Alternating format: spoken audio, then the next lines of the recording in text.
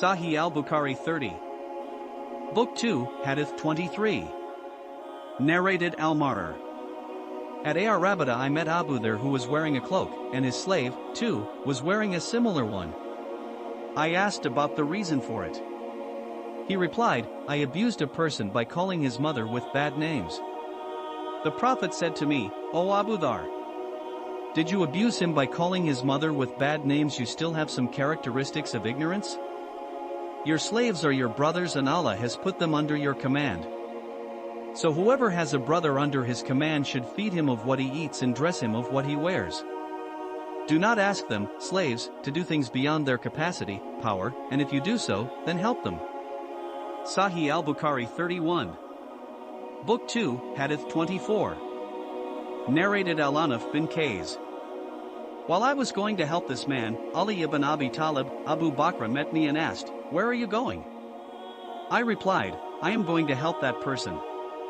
He said, Go back, for I have heard Allah's messenger, saying, when two Muslims meet each other with their swords, both the murderer as well as the murdered will go to the hellfire. I said, O Allah's messenger, it is all right for the murderer, but what about the murdered one? Allah's messenger replied, he surely had the intention to kill his companion.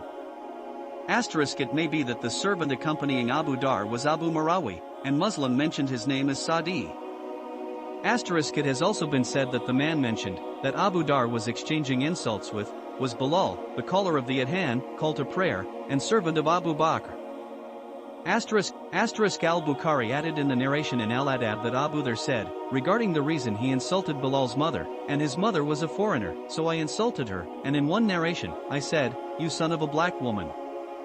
The word foreigner refers to the one that is not proficient in the Arabic language, regardless of whether he's a native Arab or not. His saying, part of Jahiliyyah. What is intended by Jahiliyyah here is the age of spiritual darkness before Islam, and the term may be used towards a specific individual intending the state of pre-Islamic ignorance that he is acting upon. His saying, someone who disobeys Allah does not become a disbeliever unless he associates others with Allah. Every sin which comprises of leaving an obligation or committing a prohibition is from the behavior of the Jahiliyyah. Shirk is the gravest of sins, and for this reason it was excluded from the sins that are forgiven. The intent of the author, Al-Bukhari, by indicating that sins are at times called kafr, disbelief, is to show that the word kafr may be used, linguistically, referring to ingratitude, as mentioned in the previous hadith, rather than the disbelief that takes someone out of the fold of Islam. This methodology differs from that of the Kharijites, who declared the sinner a disbeliever. This is rejected by the words of Allah. إن الله لا يغفر أن يشرك به ويغفر ما دون ذلك لمن يشاء ومن يشرك بالله فقد افترى إثما عظيما. Verily, Allah forgives not that partners should be associated with him in worship, but he forgives anything less than that, for whom he wills. Here, anything less than shirk has been categorized as potentially forgiven. Shirk in this verse implicates any form of disbelief, such as denying the prophethood of Muhammad. This denial is a form of disbelief that is not forgiven, according to scholarly consensus, even though it doesn't entail associating partners with Allah. The term shirk may also be used to indicate that which is more specific than kafr, disbelief, as in the statement of Allah. لم يكن الذين كفروا من أهل الكتاب والمشركين منفكين حتى تأتيهم البينة. Those who disbelieve from among the people of the scripture, Jews and Christians, and al-Mushrikin, the polytheists, were not going to leave their disbelief until there came to them clear evidence. Ibn Battal said, Al-Bukhari used this chapter as a refutation against those who declare the sinner a disbeliever, such as the Kharijites who say the one who dies upon sinfulness will dwell eternally in the fire. The statement of Allah. But he forgives anything less than that, for whom he wills, is proof against them, as it clearly refers to anyone who dies upon any sin less than shirk.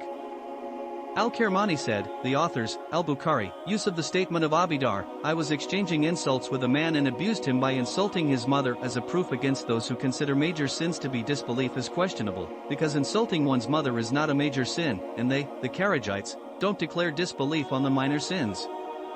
My response to that is that the proof derived from the statement of Allah is clear, which is why Ibn Battal sufficed with it. As for the story of Abi Dar, it was mentioned here to use as a proof that the one who still possesses a characteristic of the Jahiliyyah, other than shirk, does not become a disbeliever whether or not that characteristic be from the minor or major sins. The author, Al-Bukhari, also supports his stance, that if a believer sins he has not disbelieved, with the fact that Allah still referred to such a person as a believer in his statement. وإن طائفتان من المؤمنين اقتتلوا. And if two parties or groups among the believers fall to fighting, and then says, إنما المؤمنون إخوة فأصلحوا بين أخويكم.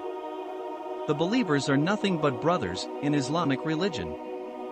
So make reconciliation between your brothers. He, Al-Bukhari, also used as proof the statement of the Prophet.